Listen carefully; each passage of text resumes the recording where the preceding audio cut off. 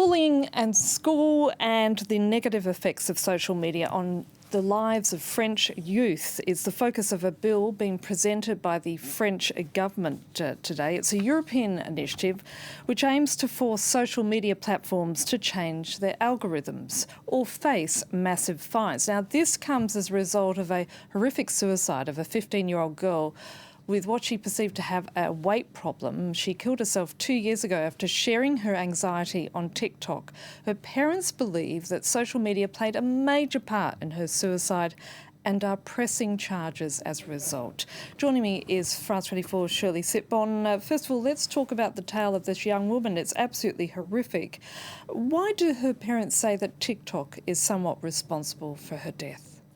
Well, because this girl, 15-year-old Marie, she just candidly just shared her feelings on TikTok. She felt she was a bit overweight. She had anxiety. She felt bad about it.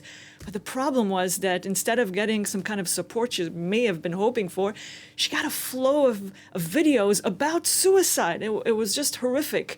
And her parents believe this played a major role. What happened was that the video was analyzed by TikTok's algorithms, and they were very effective in finding out what she was talking about and finding videos that they believed were relevant to what she was talking about.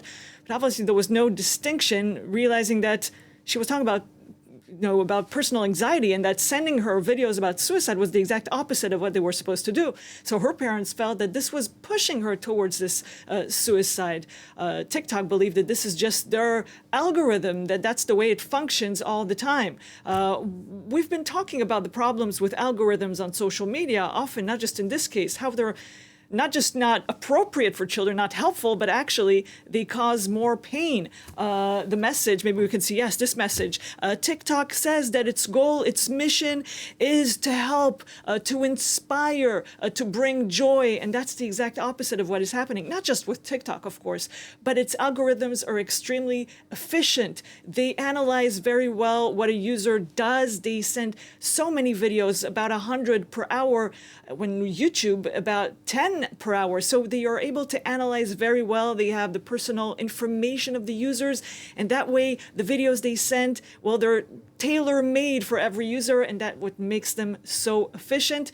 And last thing about that was that we've learned for several years now that social media, they sell and make more money when they share videos that are troubling, that are divisive, because this makes people stay online longer, share videos more than if they were hearing about doing something positive, which would have made them go outside and see their friends and do something positive. As you say, we've been talking about this problem of algorithms for years, haven't we, Shirley? Why is the problem so serious? Well, because solutions exist, but they have not been applied. Is it a question of will? Well, lawmakers and families don't want to wait any longer to find out. They want to impose these solutions on social media because these solutions exist.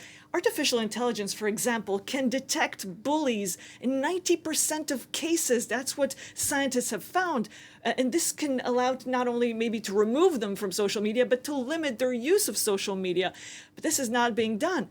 Many solutions exist. We've seen TikTok, what it does in some countries. Well, in China, for example, it has algorithms that bring people, young people and others, to do positive things, to think about science and studying, and they limit their use of this social media as well. So there are solutions. What the French government wants to do in his bill you were talking about was to open up algorithms, to find out what's in them, to study if they're if they're good or bad, if they're positive or negative. And if social media platforms do not comply with these rules, if they pass, if the law passes, well, they'll have to pay major fines. They say about 6% of the international gross sales of each platform, which is hundreds of millions of dollars. And what can schools and families do in the meantime, Shirley? Well, they can address the problem. That's what they've been doing. Of course, in France, we've seen so many problems. Maybe it's because of all the pressure brought in by not only social media, but lack of problems in schools, lack of teachers, etc. But there's a major problem, and this has brought to light the fact that the system is not working well. It's not functioning.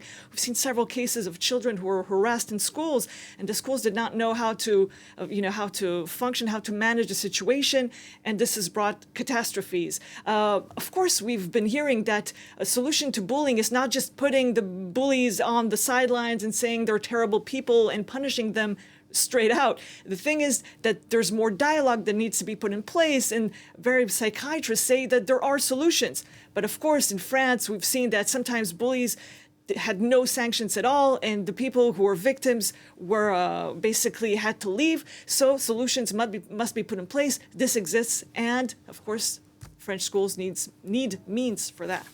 Thank you very much. That's Shirley Sitbon.